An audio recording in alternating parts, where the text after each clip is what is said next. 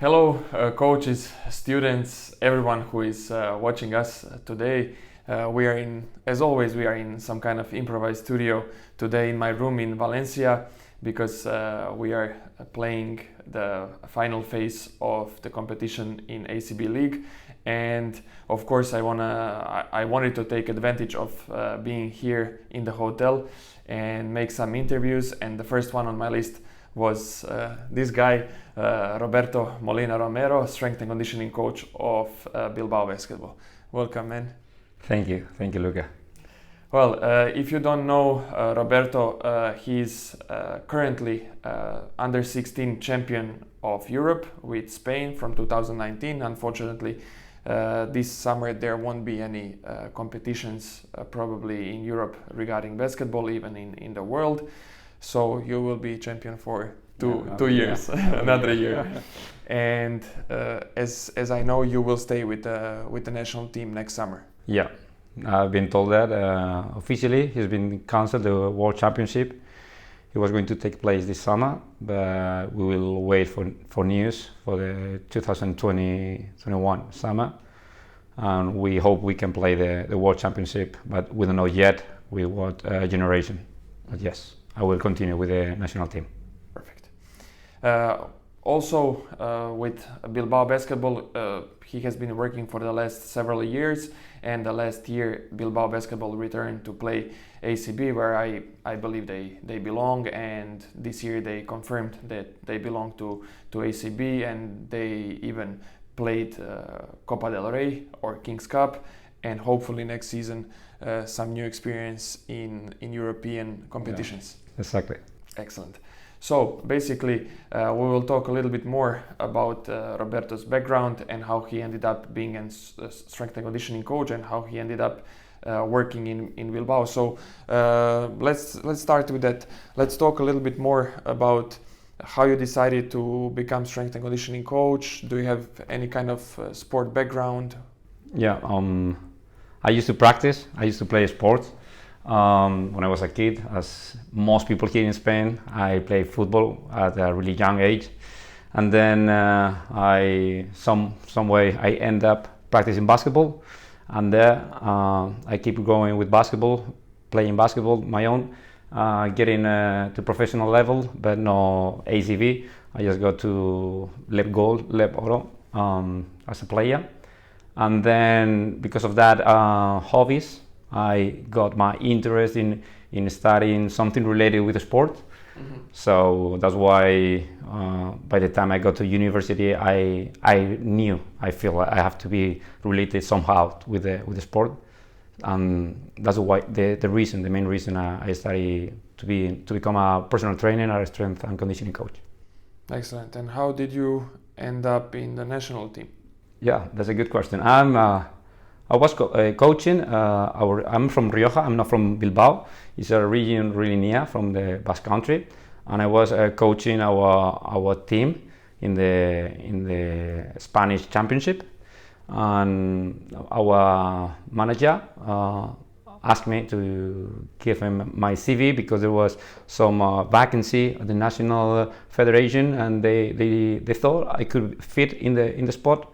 So I sent the CV, but I didn't expect them to call me. Mm-hmm. But luckily, less than a year later, I got a call from Nacho, and it was a surprise. The Nacho Coque, famous Nacho Coque. Yeah, Nacho Coque is a great guy, great professional, of course. And he told me if I wanted to join them I started with under 14 with a short concentration. It was 1 week. And from that point on, I just continue with the 14, 15, 16, and so on. Excellent. I think it's really valuable if you can join the national team. I know my experience. I started with under 18, and I follow a couple of generations, famous generations of Dario Šarić and the guys where we won junior European Championship, and I think it's huge experience. Every summer being with the national team is great to have in your CV and also as an experience. But can you tell us a little bit more, since job with the national team is usually only during summertime. How did you end up working in Bilbao, and how did you decide to work with the team that competes full time, full season? Yeah, the difference you mean, right? The difference between the national team and Bilbao is quite different actually. Not only because of the age, but because the daily routines, at least from my point of view, or the way I try to work both with my players in Bilbao and the players in the national team. I try to help the guys in the national team since they are really young. They are under 18 years old, to help them to get new habits, because that habit they are going to absorb, they are going to use for the development and for their careers, their future careers. So many times professional players they don't know, or they don't want to do it. Some routines on some habits, as we were saying, but with the young guys, they have never been taught. Nobody told them they need to do that stretching before the practice because it's going to help for whatever, or it's good not to eat this at night, and it's better to eat that amount of carbs in the morning. So I find they listen to you, they pay attention, and you could see how they absorb and they welcome everything you try to apport to their growing as a player. That's as an individual. And then main difference with the national team is the calendar. For me, it's the calendar, because it's only normally 1 month, 5 weeks, depending on the event, and it's a jam-packed calendar. You have a lot of practices, and mainly same as we are going to have here really soon, a lot of competition and not much time to recover. So that's for me quite the big difference between the Bilbao Basket work and the national team work. Excellent. Yeah, I mean, here on one side you're with young guys, and as you say, in the national teams, sometimes it depends on the coaching staff. Sometimes you're a one-man band where you have to help physios. You also have to take care of nutrition, supplements. So you really need to educate those young guys about many different things, not only training, but recovery, food, nutrition, sleep, whatever. Now, can you tell us a little bit more about your experience with Coach Mumbru? He's a young coach with a very, very long career here in Spain. How is it to work with him? Can you tell us a little bit more about it? Yeah, I got the chance to know Alex when we were in Zaragoza taking the certificate for coaching, basketball coaching. Several years ago, it was also Pablo Prigioni who was the coach with you guys in Baskonia. And from that point on, we had the chance to study together, to work together. And of course, as you mentioned, he has had a long career as a player, but not as long as a coach. But so far, so good. It's been 2 years, and I could say, and it's not a secret, that is easy to work with him. It's really easy to work with him because he listens. He takes the advices that you want to give him, and it's quite easy to work in the daily basis, because he got that expertise as a player, and he knows a lot what we should do and what might not help that much. So he's growing a lot. As last year in LEP Gold, and this year in ACV, and we'll try to get that new experience next year with that double competition both in ACV and Europe. Yeah, excellent. I still remember our game from the first part of the season in Bilbao. We lost, and it was tough. It's always a Basque derby, and I'm really looking forward to see what is going to happen on Wednesday when we're gonna play again against each other without any crowd, but still it's gonna be interesting, because I have a respect for everything what you did this season with this team, with this squad. So I think it's gonna be a good game. To switch gears a little bit, let's talk a little bit about your education, about your formal education. You mentioned in the beginning that you devoted some time to study sports science, and also, what is even more important, informal type of education. What is your favorite way to educate yourself? Yeah, I should say the main and first source of keep on learning is our podcast, same as this one. I'm really grateful to be here. I didn't say at the beginning. Thanks, Luca, to give me this opportunity to share with you and to share with everyone here. So podcast, I find it's not only easy, but it's really comfortable because you can play your podcast anytime, whatever you're doing. So if you are really interested in keep growing, it's a really comfortable source of learning. On top of the podcast, of course, you get websites, webinars, workshop where you can keep on learning, like sport vitamins. Mm-hmm. You can have those. Also, ASEPREP is doing a great work for helping every strength and conditioning coach. We are in the basketball field with the platform and the association. Now with the website, you can get all the videos where you can continue getting more knowledge. Mainly podcasts, websites, workshops, webinars. I think that's the today basis to learn. Yeah, I agree with you. Especially with ASEPREP, now they have this platform with videos that they upload all different presentations with so many different topics, and it's definitely a great way to educate. Okay, still I believe that it's good to read books, and I know that you read books. You just said that the best way for you are podcasts and videos, and for me very often I'm also looking for videos because I really like, I guess I'm a visual guy, so I like to see immediately what the guys are talking about. But still, books are a very comfortable way of education on the bus, on long travels, and so on. So, do you have some kind of favorite books? Let's talk first about the best books for you regarding the field. Okay, regarding the field, I would say Game Day, Every Day is Game Day from Exos. I like it. The methodology, they explain the Exos methodology. I try to use a part of that in my day-to-day routine. Also, the National Strength Basketball Association, the NCA, the Basketball Strength in Basketball, the Bill Burgos book, it came up recently.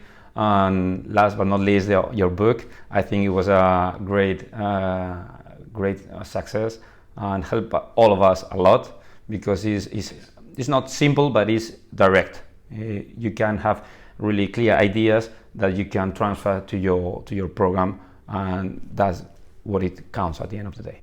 Excellent. And some books that are not related to the field? Okay, yeah.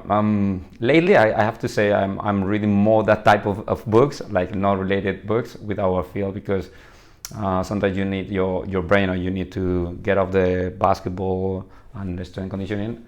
So still, I like reading personal growing books, so such as Think Fast and Slow. That's one of my favorites. I would say also 7 Habits from Highly Effective People. Yep. And for me, the best is the 5 a.m. Club from Robin Sharma, where it opened my eyes and I realized that I have to change. I could change many things I did and it helped me a lot changing that routine. What time, if you wake up at 5 a.m. and I know you do, what time do you go to bed? I try to go early. I try to go by 10, try to turn off the light. Not always possible. And then not every day I can wake up at 5 a.m. With the coronavirus, it's been a little bit more difficult. You know, you're not living alone. You are living with your partner, so you try to have that social life at the end of the day. So maybe you end up going to bed at 11 and wake up at 6. But still, having that 7 hours sleep for me is more than enough. But not only going early to bed, but also getting up early in the morning is really important. But still, on top of that, I would say what you do with that first couple of hours in the day, the difference is what gives you the energy, the power to go with all the program or planning you have to do. Mm-hmm. So what is your daily morning routine? Yeah, I would say I like to. Sometimes I change the order. It depends, depending again on the calendar, on your agenda. But in that couple of hours you have for your own, is forbidden. Cell phone is forbidden. Totally, no media, no checking emails. No, of course, nobody's going to call you at 5 a.m. Right? But and that's something that helps a lot because you start focusing on yourself. You start giving yourself time to whatever you want to whatever you want to keep on learning. So I decided to do two things: meditating or breathing techniques or relaxation or mindfulness, whatever you want to call it, and also workout, exercise. So I feel by 7 a.m.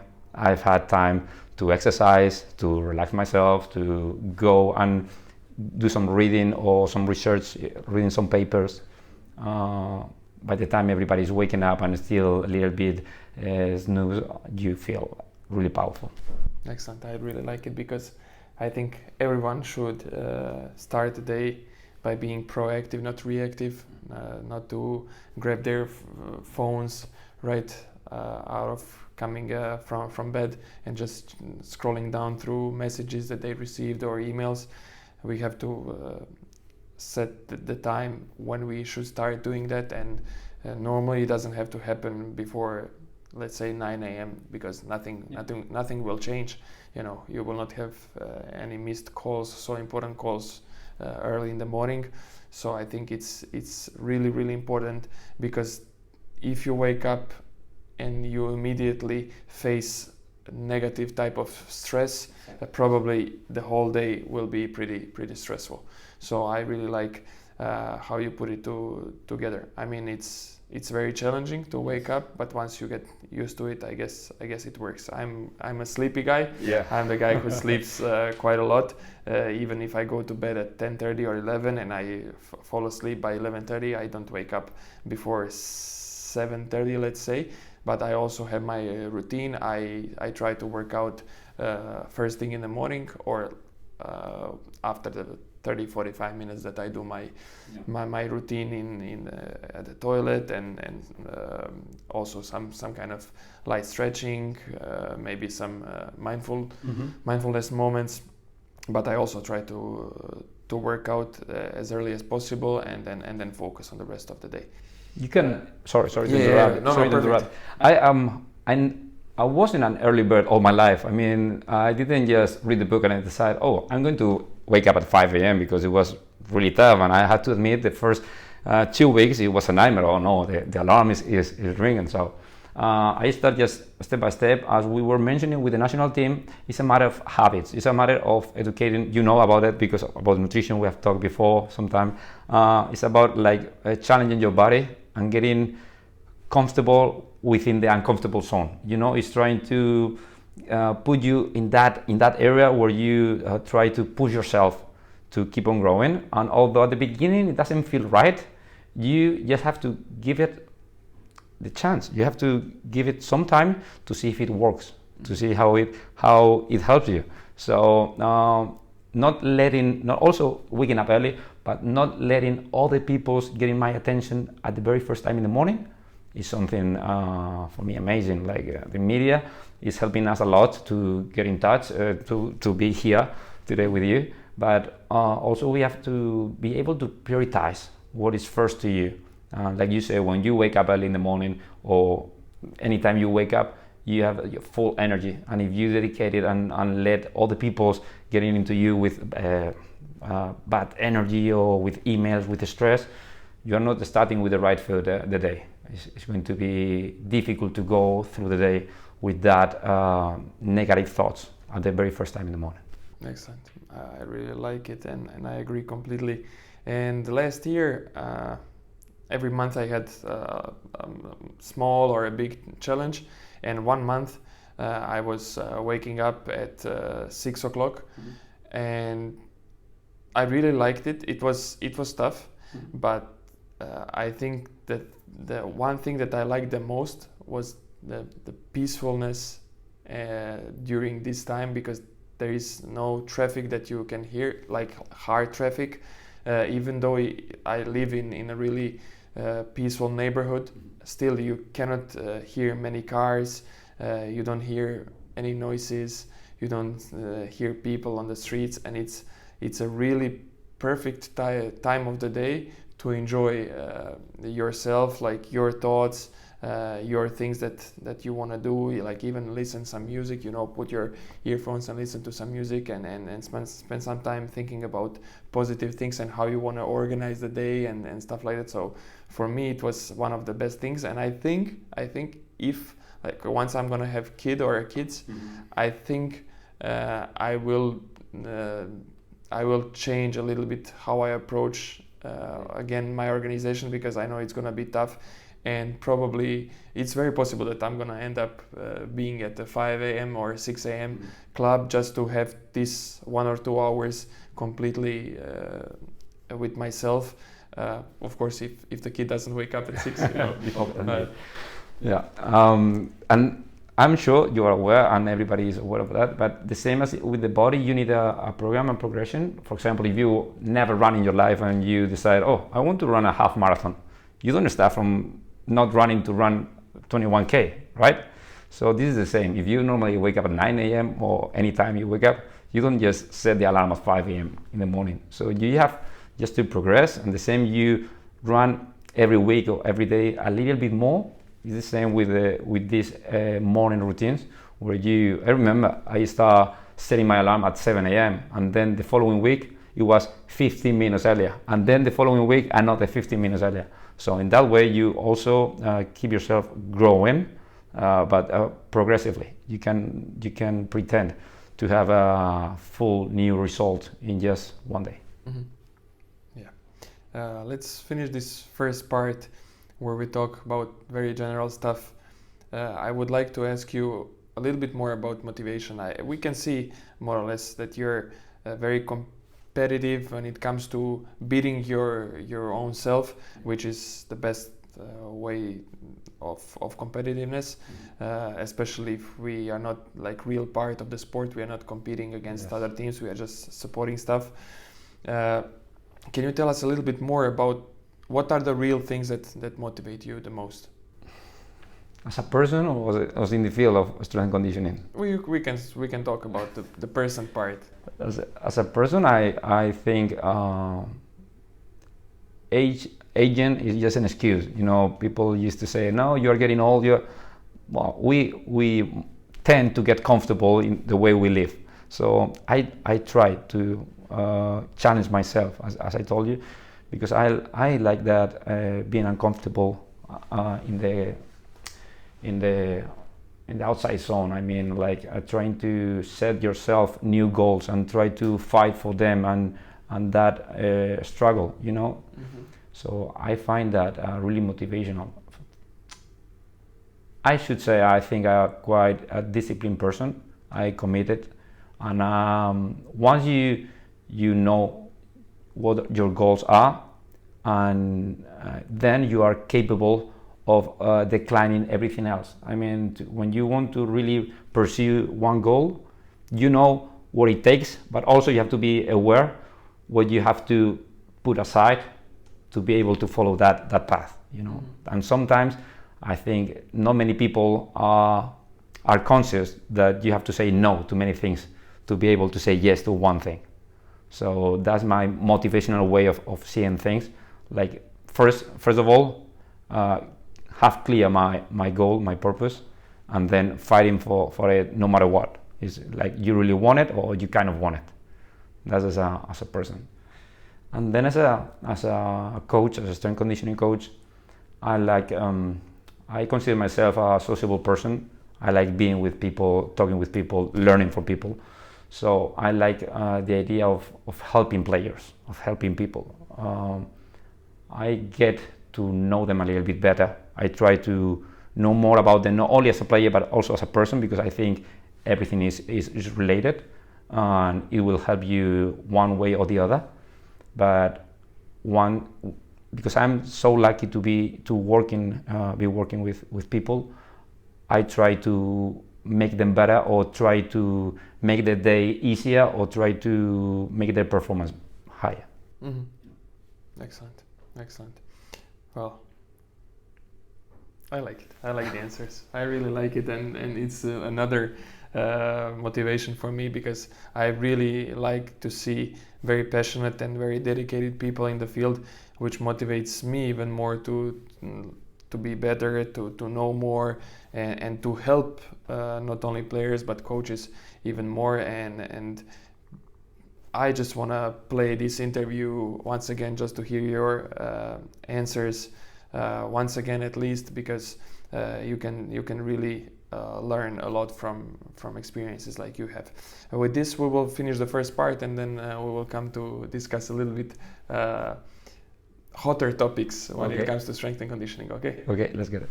Guys, we are coming back very soon. Stay tuned. Guys, welcome back to episode 14 with Roberto from Bilbao Basketball and Spanish under 16 team. Now we're gonna start with a little bit more related topics to the field. So can you explain us a little bit your coaching philosophy, just so people can understand a little bit better how you think when it comes to work with players? Okay. First of all, I'm quite open-minded. I like to keep on incorporating more tendency, more methodology, as I think it works, or it might help the players anyway. Second, I would say I try to adapt not only to players but our reality. I mean, we were talking the other day, discussing the reality from one club to the other is quite different. From being here, being able to practice here or in our facilities in Bilbao is totally different. Therefore, I try to be open-minded and adapt what I can do. Saying that, I will go, I think, with the methodology. I would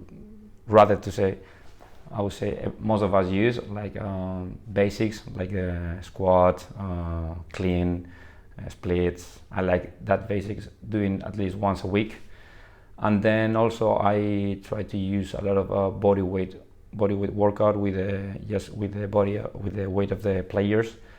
Also using a lot of unilateral work with one dumbbell, one foot, trying to work that in the gym, but not also in the gym. But I like to work outside the court, like just doing the transfer, doing the exercise, and trying to adapt to apply it to the basketball field. And thirdly, and I'm quite concerned about it, I try to include some sort of micro doses or couple of exercise every day. We have a session with me is related with hip extension and hip mobilities. I like every day working on that mobility from players. Also hip extension, hamstrings, psoas, and gluteus, and so on. Because other than being playing, I guess players spend a lot of hours just sitting down, whether in the sofa, in the locker room, in bed, even more now with the coronavirus at home. Mm-hmm. Excellent. When it comes to conditioning, what is more or less your philosophy? How do you build endurance during like off season, for example? Do you like to do everything on the court, or you like to spend some time outside? Yeah. During the off season, of course, you get a different planning. So I go with some days, the beginning of the week, I try to push the players harder with higher loads, with more volume, a bigger volume within the weight room. Mm-hmm. And then as the week progresses, I try to looking more for power and speed. Mm-hmm. Not only in the basketball court, but also like talking about talking about pre-season. For example, I try to go like running outside in the beach or in the football pitch, just not because I think it's good running in the football pitch, but because they spend many hours in the basketball court, and for them, changing the environment, I think helps them quite a lot. Excellent. I really like the point. That's one of the main reasons why I also believe that if we set pre-season for 4 or 5, sometimes even 6 weeks, even though we know that specific conditioning and the real impact of improving specific conditioning and basketball performance will be made on the court.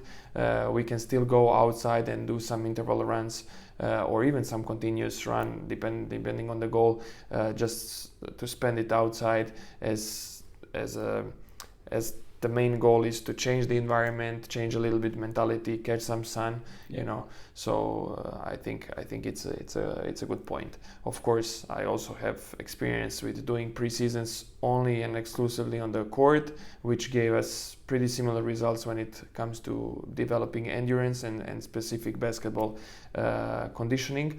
But then on the other hand, it's just a matter of question what we want to achieve and if we are only focusing on physical performance or mental performance of the team too. So you said that you like to work some basic stuff with the weights, but you also like body weight exercises. And I guess during the quarantine, knowing that you like to use a lot body weight exercises, it kind of helped you because your players knew what to do and knew how to perform different stuff. So let's talk a little bit about it. Everyone asked me during the quarantine to do online podcasts with the coaches to know exactly what they are doing, and I was not really into it because I didn't want to immediately interview people to learn what they were doing, because I really wanted to give enough time and space for coaches to evaluate what they did during quarantine, what could be better, what could be changed, what could be more individualized. And every club had different situation. Why I'm saying so? Because in Spain, some of the teams immediately knew that they might not play the final phase.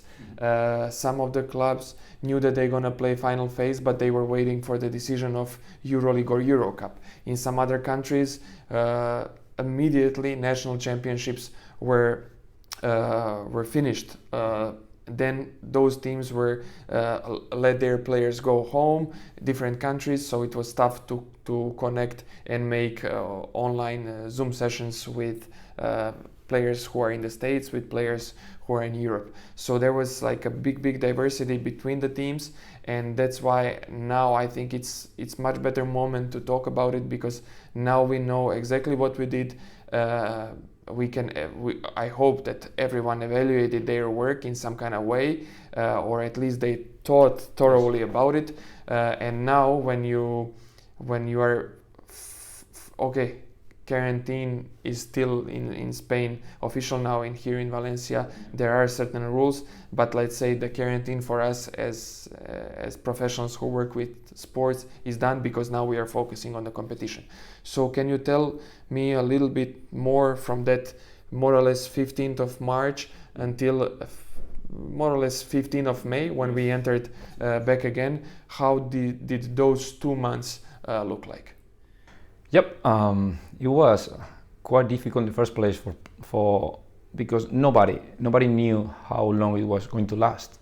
So even though we were told no, it's going to be just 10 more days and then we'll be back, because that was the initial idea, you know. But then the player get ready. Okay, another 10 days here working at home, and then we can go back to normal real life or normal life. And then 2 days before that 10 days period conclude, they tell you no, the situation is still bad, so we have to prolong that another 10 days. So that aspect, I think it was really hard for the mentality of the players. It was quite tough.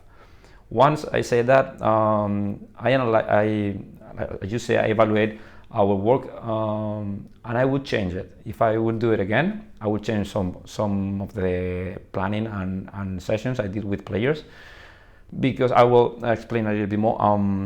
We started in the very first day sending the players the program and the session they should do, depending on according the characteristics, the individual characteristics of the position. But within 3 days, I just changed my mind, because I was in contact with them and I realized that we need to see each other. We need to still get in touch and had that team sport, because otherwise it was just by themselves alone, nobody else. Some players got no relatives with them, no wives, no girlfriends, and it was quite hard. So I decided to really soon, within the first week, starting to make group workouts using, like you say, program, Zoom, Skype, anything else. But I was focused on the cardiovascular aspect at the beginning. I wanted to work with them like Tabata, HIIT, high intensity workouts where they could sweat a lot, they could keep the heart rate really high for 20, 30, 40 minutes depending on the planning from the week. But then I realized it's not only about the cardiovascular but also about the strength. That is a little bit more difficult because we were quite limited. We were lucky, our club provide our players with bicycles at home, with some dumbbells, with some weight balls, and bands and so on. So they could do stuff, they could work out quite well at home, but not as if they were in the gym. So what I discovered later on when we came back to the real life is that our players didn't put on weight. None of them, but one. They didn't put on weight. We talked to them, we explained them, and they are aware how important nutrition is in that period of time, especially. But many players lost muscle mass, and of course, if they lost muscle mass, it's because we should have probably have focused more on the strength field, which we did. Actually, we used to have that one day strength workout, one day just cardiovascular workout, used to be spinning session or cardio session, and the other 3 or 4 sessions used to be a mix of both them, like a metcom session where you have that metabolism getting high and also body weight workout with some dumbbells and some weight. But as you said, nobody did it before, so we were the first one to fail, to make mistakes. So I would say I will have a focus, or I should focus more on the strength field. But I recognize that focusing on the cardiovascular field help us to the return to play in the basketball field. They weren't that bad. Mm-hmm. Excellent. Now after this 2 months of quarantine, they gave us around a month to prepare the final competition. So more or less the teams started to enter arenas once again around 15, depending on the medical checkups that we had during that full week. And now today it's 15th of June, and in 2 days we start the competition. So more or less 4 weeks, but it was pretty controlled. In Spain, in the first 10 to 14 days, we could do only individual workouts in the weightlifting room and individual workouts on the court. Then we started to do, after 2 weeks, some group workouts without contact, and it lasted more or less a week or so. And then we progressed basically in the last 7 days, maybe 7, 8, 9 Yes. days, where we are doing full contact on the full court with complete team. So can you tell us a little bit more? How did you plan this full month? How did it look like in the first weeks when we did only individual work with players, and how did it look like once we started with a group? Yeah. So we can have an idea. The picture of our planning was the ratio changed completely from a ratio, let's say 3-1, where 3 is the strength and conditioning field, and 1 is the basketball, because you say it was individual session, no contact, and the social distance, it was like more strict. So we had like 3 different stations orientated to the return to play, to the prevention exercises, like I said before, the hip extension, gluteus, stability, mobility, adductor.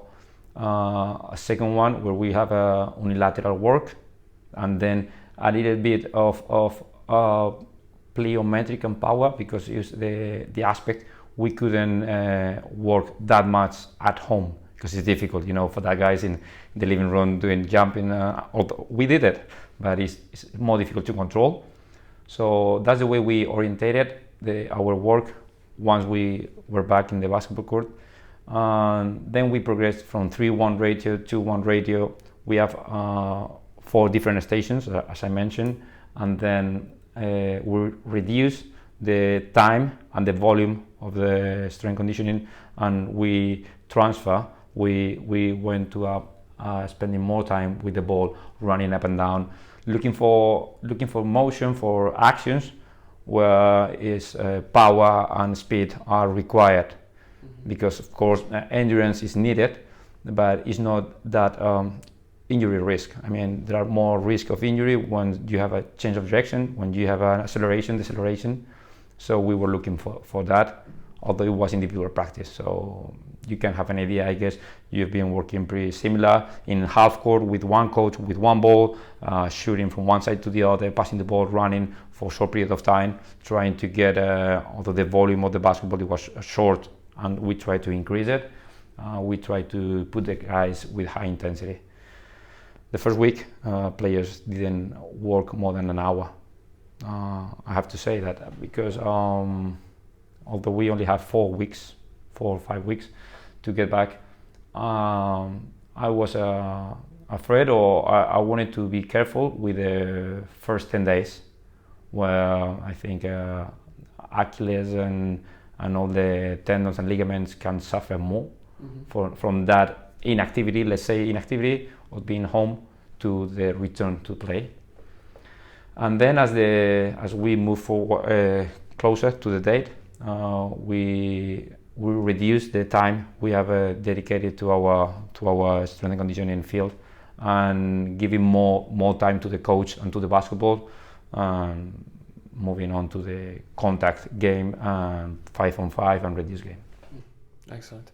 I think for us it helped us a lot the last week of official quarantine before coming back to arena, because it was officially allowed to run early in the morning or late in the evening.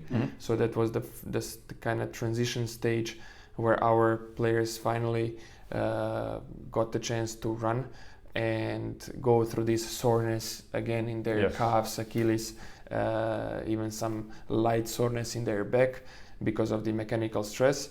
And then once we started on the court, I think the regulations helped us in a way, we have to say, because we know that many coaches would not go so soft into individual skills workouts, and since everything was so controlled only on the half court, there was not so many transitions, and players also, because of the individual work, could pace themselves a little bit more on the court. And I think if we are talking about perfect preseason, for me, if you ask me, I think this is how perfect preseason should look like. Only shorter periods. I'm not saying that we have to spend 10 to 14 days working on individual skills, but let's say a first week or first 5 days of any preseason should be like that. A lot of strength and conditioning work, a lot of individual skills work, so you can load those joints in a specific way, because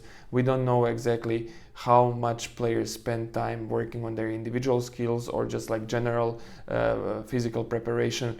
And this is the way to return guys back in play as safe as possible, and it doesn't require that much time. So I think it really helped us, and I think it is something that influenced a lot how many injuries we all had as a community of these 12 teams. And I think that the greatest challenges are coming now, because we will play every 48 hours. We start on 17th, the first game, and then we play 5 games in a row in 9 days. So it's going to be a huge challenge. And here we come to another point of physical performance, which is not strength and conditioning, but recovery. And this is something that I wanted to talk with you about, how you prepared a little bit yourself for this period? And can you tell us a little bit more about your experience from the last year when you played Final Four in Golden League to come back to play ACB? It's also really a congested schedule there, like in any tournament competition. So bringing some experiences from the last year, of course you did many things similar during the season, but there was not so many games, and now we are coming back to phase where there is a lot of games. So can you tell us a little bit more and explain how you approach this situation now? Yeah. From last year's experience, when we were in the Final Four, we had only, it was a semi-final, a final, that's it, Saturday, Sunday. But it's true to say, of course, any tournament, professional tournament, get high intensity and really, it's really demanding for players. So I remember we had not even 18 hours to recover between the semi-final to the final day. So we could, what we did, it was planning in our own locker room the recovery, trying to use the time as wise as we could. Once we finished the semi-final, we went back to the locker room, got the speech from the coach, and right there we went straight into the recovery. Have to say, there's no doubt main recovery items are sleep, no doubt, and nutrition. So saying that and bearing that in mind, we try to help our players with all the techniques of recovery, with supplementation. Bicycle, we have a low intensity cycling to help them cooling down and trying to, all that blood getting back to get active. All the physios, we were thinking about doing ice bathing, but since we have the game in less than 24 hours, we decided it wasn't the wiser idea to do it, because it's supposed to be more than 24 hours gap to help players to recover. Otherwise, it's not helping you much. So we have compression boots, we have the cycling, we have the supplementation with HMB, with creatine, with some protein, and from there we went all the team together, having dinner, and by the time we all finished dinner, where we provide players the nutrients they needed, it was 11:30, and they all went back home already doing the recovery. We had in our level, having refueling the positive glycogen. Sorry, Glycogen. Yeah. And getting ready for the following day. And the same we're going to try to do the same here. We are quite lucky to be able to use the facilities we have in La Alquería. The ACV provide for us all the same, the game ready boot, compressed boots, all the techniques. And again, I think supplementation will help us a little bit. But my main fountain and my main concern is that the players are able to sleep, and they are aware that eating is going to help us a lot. Yeah, I think sleep is, as we said so many times in these interviews, and people could hear it many times, especially during the last year, because of the NBA and sleep now interest made it very popular. And I think for us, it's going to be the greatest challenge now in this tournament, because first 3 games we play at 9:30 in the evening, and then we switch to 4th game at 6:30, and 5th game also 6:30. But these first 3 games, it means that probably it's good thing that players cannot take shower in the gym. Yeah. So we're gonna kind of hurry to eat dinner and take a good shower here in the hotel, which could be a hot shower, and just continue to go straight to bed, hopefully with air conditioning set to a little bit colder temperatures and so on. But I think it's going to be really challenging, because if we play 9:30, that means that before 12 something, we cannot be in the hotel, so past midnight players will eat dinner, and we have to really think about what we're gonna eat, because if most of our players eat meat, if they're gonna eat beef or something really hard, it's gonna take even longer time to fall asleep. And then there is a mental part which is going to play a huge role if we win or lose. As my friend Nenad Nyaradi said in the last interview, the best way of recovery is winning games, and I completely agree with it.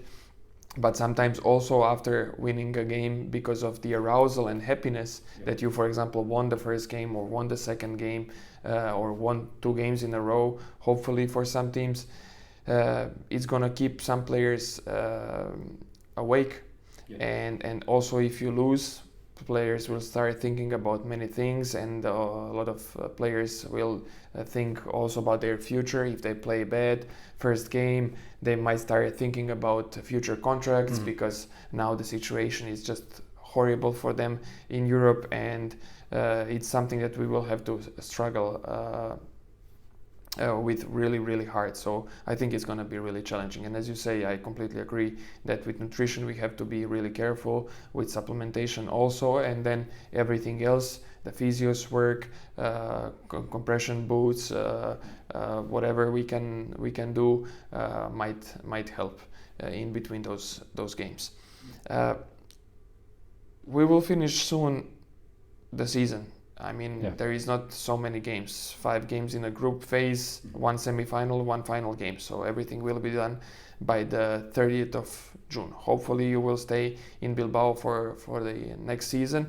And I know that even if if you're not sure about your contract for the next season, I know that you prepare yourself as if you were staying, so you can control everything well during the summertime. Especially now you shifted probably your focus even more to Bilbao during summertime, because there won't be any national team competitions. I doubt also that there will be any gatherings. I know that competitions but probably they will also leave kids at homes, especially because in Spain, even to organize this tournament, it was hell of an organization, and now it's gonna be tough to organize something during the summertime for the national teams. So I would like to hear a little bit your opinion or your ideas for the off-season work from your previous experiences. Also, how would you plan this off-season with your players under contract? Or let's even talk about, it doesn't have to be Bilbao players. It can be any players that you would work with during summertime. Yeah. Well, this summer is going to be, I think, quite different, or not different, but shorter, right? Because normally we will have end up the season probably sooner. And if the calendar from ACV doesn't change much, we will restart the following league by the 3rd week of September, which means the preseason should start by the 3rd week of August, approximately. Thinking about that. The off season, they'll have a couple of weeks maximum of releasing from any duties. They will have time to go with their friends, family, relax, forget about it, refuel themselves. And once we have done that, I will be in touch with my players, try to visit some of them, those who are in Spain or nearby. But I'm planning this, as you mentioned, this summer, to be in contact with them via online. I think the media, not only the media, pardon.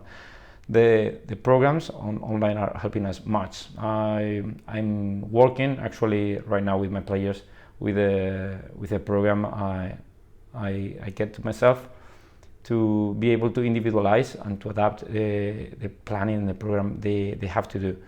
I will try to focus not only with, as you say, with those players who got contract in Bilbao, but also with those players who are living in Bilbao. I'll try to help them as much as I can to be in shape, to be better players, to be faster, to feel stronger.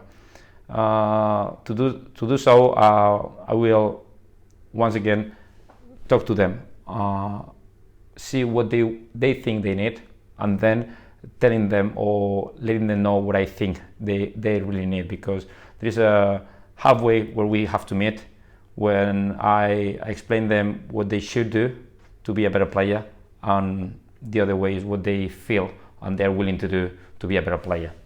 So once I say that, the assessment, all the tests we run through the preseason and through the season also help us to know what we need to focus, whether strength, whether mobility. Some of them I find, I don't know from your experience, but I find lately mobility is more for me and for my players are quite more important than not only strength and endurance, because I find some of them are really there is a lack of movement in hips, in joints, and it can help them a lot. So I'm speaking a lot, sorry. I will try to go with the program to get in touch with them, planning the program for the summer. Excellent. I really like how you said that you need to blend your opinion and opinion of the player to make the best program for them during the off season. I think it should be stressed always, not only in the off season, but probably it is the most important. Like if we talk about the off season, pre-season, and in-season period, I think blending the opinion of player with your own is probably needed the most during the off season, because that's the time where players want to keep their focus on basketball, but they still don't want to be coached in a way like they're coached during the season. It has to be much more easygoing and so on, and they have to be listened to in order to make the best program. And then you can take also responsibility about volume and amount of work that they spend working on individual skills, for example, because many guys will hire personal individual skills coach so they can improve a little bit their dribbling technique or their shooting skills and so on. So I think it's really valuable. Okay, before we go to the last part, let's take a short break and then wrap everything up. Thank you. Guys, let's take a short break and we are coming back soon. Guys, welcome back to episode 14 of one-on-one interviews with Romero from Bilbao and national team of Spain. In the last part, we will focus more on field-related topics, just a little bit different from strength and conditioning. I would like you to share with us your experience with your diet. Explain us a little bit how you eat and how did it help you to learn new things. Yep. Bear in mind, like all that factor or aspect of the performance that can help players and us, but they are not like directly, or they are not that clear that they influence the performance, such as resting or nutrition. Lately is more clear. Everybody understand how important it is. I try to not only to study and try to know a little bit more about it, but also to feel myself before advising any of the player or telling them try this or that.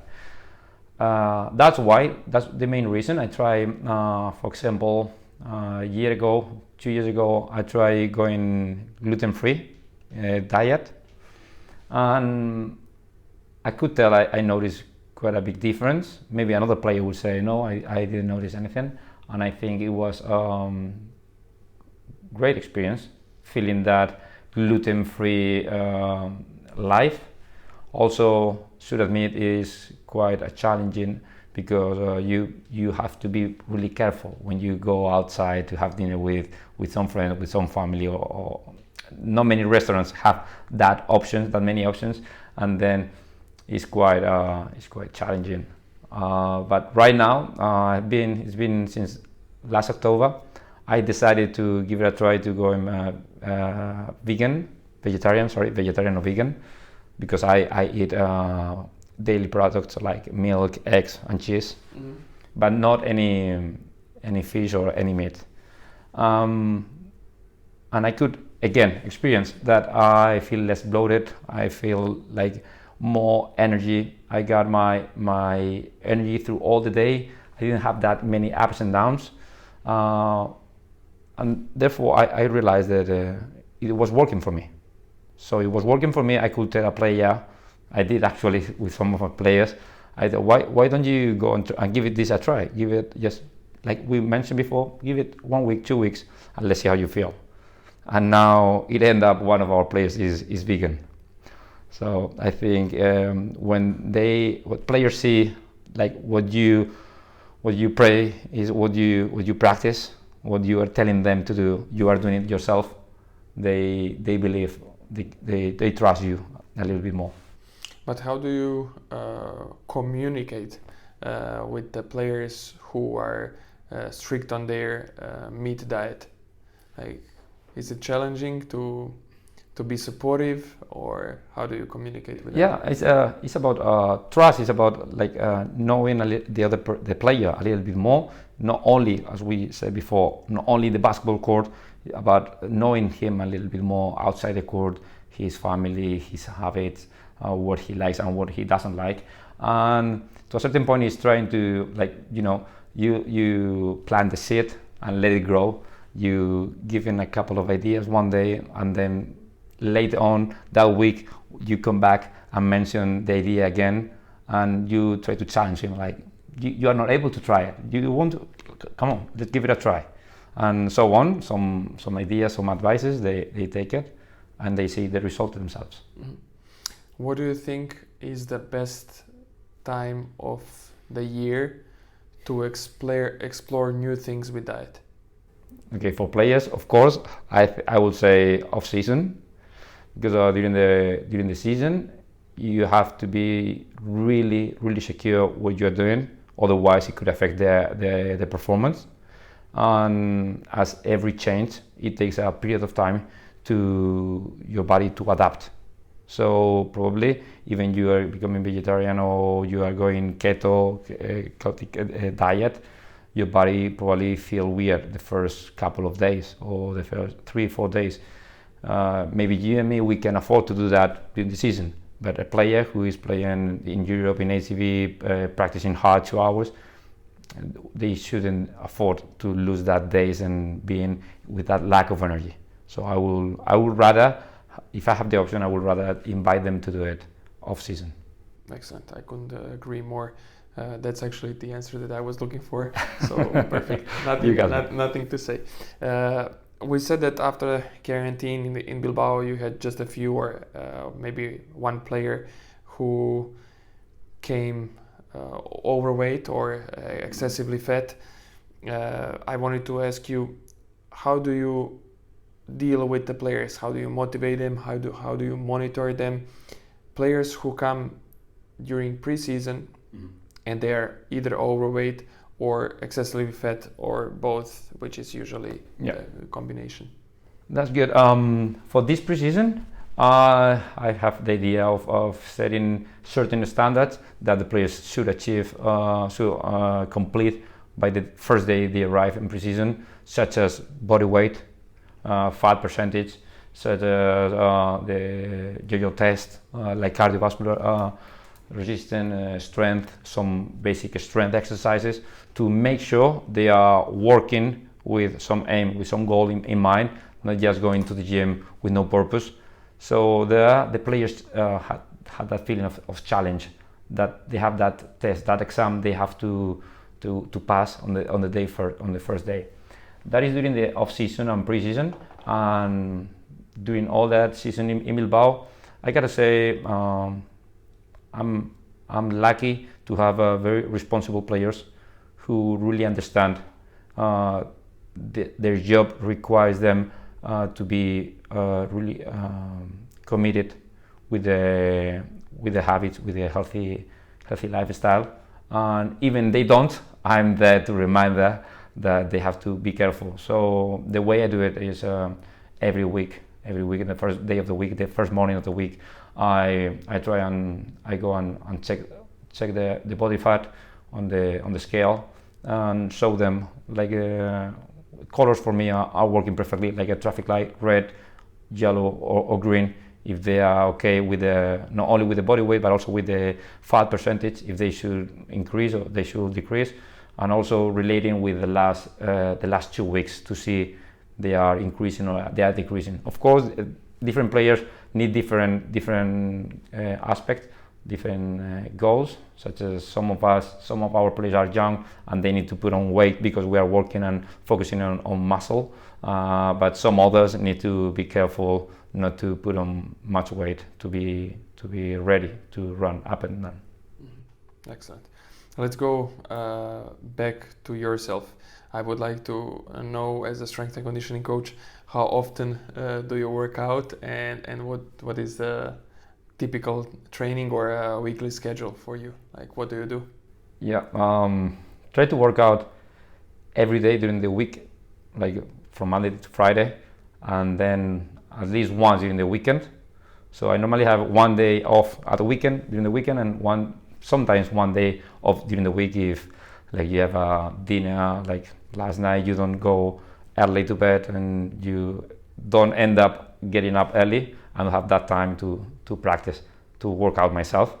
What I normally do is I like running quite a lot. I actually, we talked before, I run a marathon. I thought I wouldn't be able to run a marathon in my life, but you go working, and finally I did it. And also strength. I like body weight. Of course, I like body weight, calisthenic, and Olympic, CrossFit. I like a little bit of everything. Excellent. And the last question: what would you be if you were not a strength and conditioning coach? That's a good question. What would be your profession? I think I would have liked to study to be a doctor, to be in medicine, to try to help people somewhere. Excellent. I really like it, man. Thanks a lot. Yeah. Thanks a lot for this episode. It was really nice, guys. If you want to get in touch with Roberto, he's pretty active on his Instagram, so I think that's one of the ways to contact you, and from there on you can continue to talk about topics that we have mentioned today, or even something more. If you like this episode, don't forget to share it. If you want to get notifications from what is new on this channel, which is normally only interviews, because that's what I have the channel for at this moment, feel free to subscribe, and I will see you soon in the next episode. Bye. Bye.